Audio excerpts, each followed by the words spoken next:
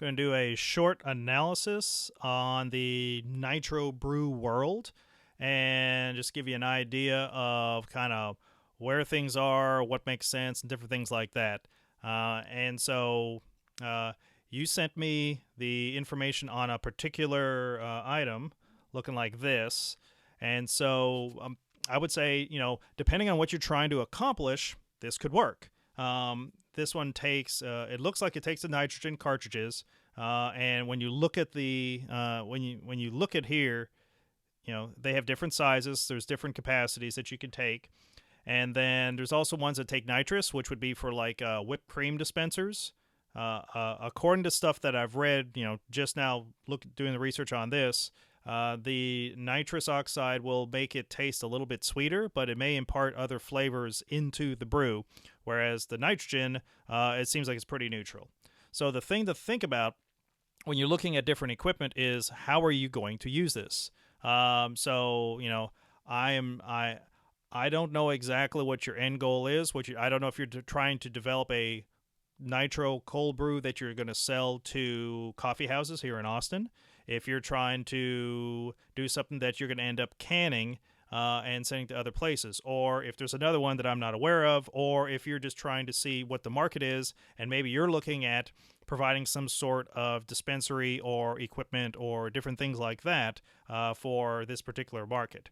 So all that being said, if the goal is, let's say that we're over there at Cosmic and you wanted people to taste your brew, then, well, if you have one brew and that's it, then going with something with a larger capacity could make more sense.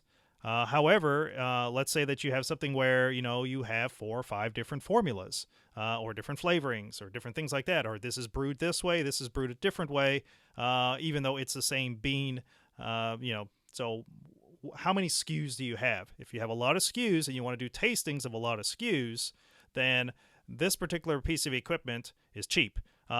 Cheap lets you iterate really quickly. So if you're giving small samples of multiple SKUs, you could bring 4 of these super easy out there, and then everyone gets a little thimble of this stuff, and then they could sample it. If you're looking at doing something where you want something a little bit bigger, this is kind of what I was thinking of as kind of a first pass. Obviously more expensive, but these are some of the, I guess these are the OGs for the nitrogen brew world. Again, I come from the beer background, and nitrogen, it's literally the same thing as you would for kegging. The faucet's the same. That's called a creamer faucet, and that's just a teeny keg. If you go with something that you get at home brew supply, then you've got 3-gallon and 5-gallon kegs, very similar to the second email that you sent me. However, this thing here, there's your whole kit. You're paying for that particular one, and it's a 120. So it's a 128 ounce extra large. So that's a gallon, and that would give you a fair amount of brew that you could bring there. And again, I'm assuming some kind of taste testing or something like that, where you'd bring it there and you'd have a large amount of this stuff with you, enough to give small samples to a bunch of different people to test out what people's opinions were and different things like that. So that's the first thing to consider is, what is the purpose of the equipment? Is it just to test it yourself? Is it to test it for a lot of SKUs? Is it to test it for a larger group of people, but a single SKU? And then, like one thing I went ahead and did is I pulled up a video, and now I'm probably going to mute this, because when I've tried to share videos in the past, I get strikes from YouTube. So I'm just going to show this in chunks, but I'll put the URL in this particular description so that you can find it and watch the whole thing. This guy does the perfect breakdown of how to set up a nitrogen one, and this one looks like, I think it was like a 3-gallon keg, but that would be the basic idea of, if you wanted to have one in your house and you drink the stuff frequently, then something like this particular video would work. So let's go ahead and run that right now. Like I said, I'm going to skip through this and possibly mute it just to keep from getting a copyright strike. A kegerator set up for Nitro coffee. We're going to go through installing your kegerator, we're going to go through getting your coffee brewed and set up for dispensing on Nitro, and we're going to take you through the whole process from start to finish so you can get right on your way serving delicious, creamy Nitro coffee. I'm going to talk through here, and again, it's just to stop with the copyright strike, but you'll have the URL in here. So he shows the kegerator in here, opens up. This is a brand new kegerator, specifically for dispensing beer or coffee. He's just showing the inside, how much room there is on the inside. Some of the tools. That's a tower. That's the part that the faucet will attach to. This is the hose, and again, these hoses you can get there at any brew place. That's a quick connector, the black thing there. You install that into the hose. You put your clamp on it. Make sure it's tight. You route this through the ceiling of the kegerator, and there's already a pre-drilled hole. You anchor it in with the screws. Frequently on these things, it's already pre-drilled. This is a creamer faucet or a stout faucet, nitrogen faucet, however you want to call it. And the main thing that it does is it causes turbulence when you're dispensing the beer. When you're dispensing regular CO2 beer, regular beer, you don't want it to foam. Because then you end up with a big thing of foam, and because beer has there's different proteins in there that cause the foam, you'll end up with all foam beer. No one likes that. Everyone likes a little bit of foam on top of their beer. Cold brew or a Guinness, it's a little bit different. So this particular shape will intentionally force it to foam when it comes out by agitating the liquid as it goes through the faucet. And he's just showing how you set that together. This is that's going to be your bottle. I think it might be a 5-pound bottle. And then he's got his dual stage regulator, which shows the pressure on the bottle side and the pressure on the dispensing side. And basically, it's all done with hoses, and you'll attach it into the bottle. He was saying that you set the pressure at around 30 psi, and of course, you can test it out yourself. Now, they've got places on some of these kegerators for putting the bottle outside, but he's going to put the bottle inside just because when this thing's installed or against a wall, it's easier just to swap out the bottle in there, but you'll have less room inside your kegerator because now you've got a 5-pound bottle plus your keg inside the kegerator. So if you wanted to have room for 2 kegs, you may not, and so that's why he's showing the back of this particular one.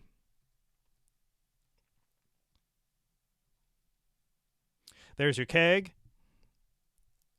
And the main thing you do with the keg is one of the those 2 knobs on top. One of them is for gas in, one of them is for liquid out, and they're actually keyed. You'll see that one of the connectors is gray. Yeah, the gray ones, that's your gas connector, and the one we saw previously, the black one, that's your liquid connector. And they're actually oriented a little bit differently, so that if you try to use one and the other, it won't work. And so he's basically showing on this, you flip open the top, you make sure it's sanitized, you pour in your brew, you flush out the keg with the nitrogen to make sure there's no oxygen in there. You put the liquid in. The thing to remember, anytime you're dealing with carbonated or nitrogen liquids, is the way gases dissolve is opposite to the way that solids dissolve in liquids. So if you think of iced tea and you want to put sugar in it, well, that's really hard. It doesn't dissolve very well. So what do? You heat up the tea, hot tea with sugar in it. It melts really fast. When you're dealing with gases going into liquids, the opposite is true. So if you have something that's warm, think about a warm Coke. If you had that and you popped it open, all the fizz is going to go everywhere. What you want it cold. You want as cold as you could possibly get without hitting freezing. If you hit freezing, all the bubbles will come out, and you don't want that. It's a big mess. But basically, you want this liquid to be as cold as possible, 33, 34 Fahrenheit, to maximize your ability to saturate it with whichever gas that you're using. And another way to get the gas to go in quickly is to shake it while under pressure. So if you think about, how do I get the gas out? you shake it. Well, how do you get it in? You shake it. So you're just agitating it, not very different than stirring with a spoon when you're putting in crystal sugar. So you're just showing, okay, there's your liquid line. Yeah, when you do that on there, as soon as you connect your liquid line, if you've already pressurized the keg, then you'll also see that it's going to instantly flood the tube. So make sure your faucet is in the closed position and put something underneath it just in case there's a leak, because you don't want to connect this up and then find out that you've just put a gallon of your liquid all over the place. So put a cup underneath your faucet wherever it is, just in case. But try to make double sure that it's closed, and you'll find out after you do this once or twice. If for some reason you don't have the results that you're looking for, you might consider turning up the pressure on your keg up to about a max of 50 psi, or just allowing your keg to condition and sit a little bit longer so more nitrogen can dissolve into solution. And that's it. Now you're ready to serve delicious nitro coffee. Another thing to think about is, how is the product going to be dispensed? Is it served on tap at a coffee shop? Are you going to can this? How will the final consumer purchase and then consume the particular product? I just want to let you know about some of the other things that's going on here. So if you're dealing with a Guinness, which is the original nitrogen beer, they use something called a widget. And I'll just show you another short video. I'll have the link in the description. Here's a short run through of the widget that you would get inside a Guinness can. And again, this might be something you want to incorporate if you're going to can this and distribute that. Drinks. So the widget is a little plastic ball that we invented so that you could get the same pub experience of drinking a Guinness at home. During the beer's canning process, we drop the empty widget into a can. The can is filled with beer, pressurized, and then sealed. Once the lid is sealed, the pressure in the can forces beer and the gases dissolved in it into the widget. So when you crack the top of the can, you're releasing or changing the atmosphere inside the can, which then changes the atmosphere inside the widget, and so it tries to escape. And what it does is it causes the widget to spin around, which actually activates the nitrogen inside the beer, which creates that same surge and settle effect, which allows you to enjoy your Guinness at home. The technology that's actually sitting inside the tap at a bar, restaurant, or pub, it's hard to replicate, so we needed a way to make sure that you got that experience at home.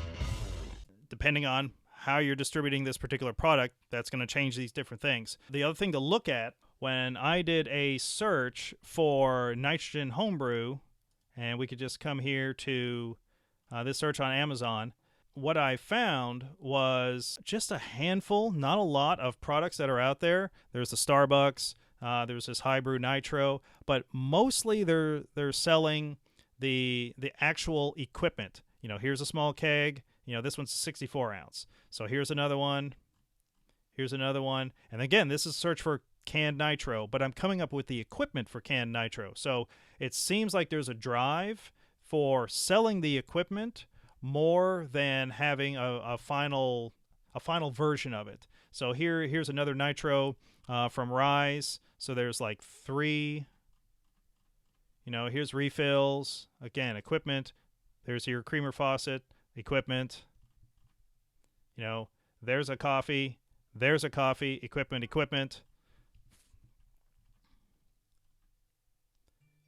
So it definitely appears that there's at least what's on Amazon, there are more people selling the equipment than selling the final CPG product. And now switching over, I went ahead and just isolated for the CPG product. And when I say CPG, I mean, a packaged thing that a person can purchase. And it seems like your Starbucks Nitro is going to be your top seller, and it's selling about 11,000 units a month. And a case is costing about $27. So that means they're making just shy of $300,000 a month in, let's just call this, gross revenue. That doesn't count for any of the fees that are going to go on there. And it's super hard. I wouldn't say it's super hard, but it is expensive to fulfill liquids on Amazon. And you have to be careful that the case pack is protected properly in shipping. You take a bunch of cans and you drop them on the floor on their head, and they're going to dent, they're going to spray open. There's different things like that. So that's a challenge that you have to deal with. But, we're looking at, Starbucks is the number one with 11,000 units. Then this Brew, it looks like they have 2 different versions. Yeah, they have a triple shot and then another one. And these are probably variations of each other. And so those are selling, 4,500 a month. Again, 160,000. The next one down is this Rise Brewing. They're selling about 1,500 units a month. Then 444 for this Boss, and then it goes down from there. So the market, at least as far as CPG on Amazon for canned nitro coffee is not very deep. You've got the clear winner with Starbucks, the secondary of the high brew coffee, and then just a handful of other folks. So, depending on who your psychographic is, i.e., what is the market? Why do they want your particular version of the product? You might have room inside here because there's a big gap between top guy, middle guy, and then when you start getting with the trailing folks, there's just not a lot in there. There seems to be more of a market for selling the equipment, and I'm assuming this is for like home consumption, but for an actual, I got a can of cold brew that's nitrogen based. There's not a lot of the competition because you're competing with Starbucks might be fierce, but if the psychographic is not interested in Starbucks, either because of the flavor or because they're Starbucks, they're big corporate or whatever it is, there may be room to get into the market like that. Okay, looking at the individual CPG product, here's our number one guy. Again, 11,000 plus units a month being sold. And now there are variations. That's across all the SKUs that they have there. So it looks like they've got black unsweetened, dark cocoa, sweet cream, vanilla sweet cream. So that 11,000 is a number of these different ones. And it looks like this is an 8-pack for $27. So that's coming out to just shy of $4 a can. And it looks like it's a 9.6 ounce can. So it's a small can. So something to look at. There's not a lot of product here. I don't know what the normal going rate is, but that's, they're selling enough that I would call that's the going rate. We wrote a custom GPT just for doing review analysis. And so looking at that, one of the things that I'm seeing here is it seems to be an equal distribution between people that like it and people dislike it. Like the number of 5-star reviews in our subset that we can analyze is coming out to like 142, and the number of 1-star is like 114. So you're getting this kind of U-shape sort of behavior with that. So either people like it or people don't like it, and the middle ground is sort of not so strong. So it seems to be polarizing. People love it or people don't. And looking at one of the things that I look at when I'm analyzing a CPG product, or I'm helping a client with whatever their product set is, or I'm helping them in product development, what to look for, especially when we're looking at the competition, is what are the complaints? What are the problems that the people that are purchasing the existing solution are not happy with? And that is your space to come in and do a better job. Talk about that. If people are articulating with certain language what is wrong with this particular product, but they're taking it anyway, then you can come in and say, hey, we meet these particular needs. We solve these particular problems. I know that brand X doesn't do this, but we do that particular thing. So it's something to look at. So it's something that I do across many of these different things, is to look for where the problems are so we can plug the holes and fix the problem. It seems like the number one complaint is taste. Which makes sense. 115 of the reviews are saying they're just dissatisfied with the flavor of that. And then the price, that's coming up there. Foam-related complaints multiple times. And then basically that they didn't get the Nitro experience that they were expecting. And that goes back to what I showed you earlier of maybe you can, when these things are canned, that you have the widget in there. And that can give the Nitro experience, because if that's what people want, it's exactly the same as a Guinness. If you look at how almost fanatical Guinness drinkers are on the proper poured pint, I don't think the cold brew coffee people are going to be that strong in the opinion. However, it says Nitro on the can. I expect Nitro. I expect this foamy sort of thing with a little bit of a head on top. And I get a flat brew poured, I may not be happy. It's just one of the complaints. Quality, the packaging, there's packaging damage. So those are the main things to look at is, people had a challenge with the taste of it. They were complaining that it sounds like it didn't foam up the way they expected to. And maybe yours could be something where that does occur, and you already see the technology to get there. The next one on the list was this high brew. This is the one that was about 4,400 units a month. And this one is a 12-pack for $36, so roughly $3 a piece. The Starbucks was, I think, $27 or $28 for like 8. So it was $3.30, $3.40 a piece there. And this is a 10 fluid ounce can. The other one was like 9.6. So they're pretty much can per can. They're pretty much the same. So the this one here, the reviews are very similar sort of shape to it, where lots of 1 stars. lots of 5 stars. A few more 5-star than 1 stars, but I would say this one actually looks like 5 stars is like 150 out of our data set, 124.4, 109 3 stars, 79 2 stars, 131 stars. So you've got kind of an arc where it's mostly high and then a little dip and then down. So it looks like more people liked it than didn't like it, whereas with the Starbucks, it was very polarized. It was like you like it or you don't, and there wasn't that much middle ground with that one. So it's something to look at. Get yourself one of these and see how it is. When I'm looking at the complaints, nothing about foam for these guys. So I don't know if they have a better set or if the psychographic is not looking for a foamy brew. Something to look at. Some people didn't like the taste of it, but nothing that really stood out as a potential issue. Another thing to look at is, where is the market on Nitro Cold Brew? So what I went ahead and did is I did a Google trend real fast, and this is going back. This is like all data. And the reason I do all data is, when did this happen? It was like, okay, well, this happened right here. Here's our first peak, June of 2015. The interest went crazy, and it went from pretty much non-existing to here. So this is when this first came upon the market. And then we've got the cyclical sort of behavior going on here over time. And I would say that there's a general downward trend, but it's not it's not huge. Like, it's not a big slope where it's like, okay, we peaked and it's over, it's coming down. It's very, very cyclical. So let's go ahead and look at a little tighter time frame. Okay, this is going to be past 5 years. And what you'll see here, it's the purple one, is that, it comes up and it comes down. It comes up and comes down. And it's not as high now as it was earlier back in 2019. However, it's kind of flat, but not in a bad way. That means it exists and it's still there. It's not completely going to zero. If we go ahead and go to just this year, again, I'd call this, a slight downward to flat. So there is still ongoing interest for this particular product type. So that being the case, if you're looking to get something out there, and looking at, the sales of the Starbucks one, again, and that one's very polarized from looking at the reviews. They're still selling 11,000 8-packs per month on Amazon, even with some of the other issues that are going on there.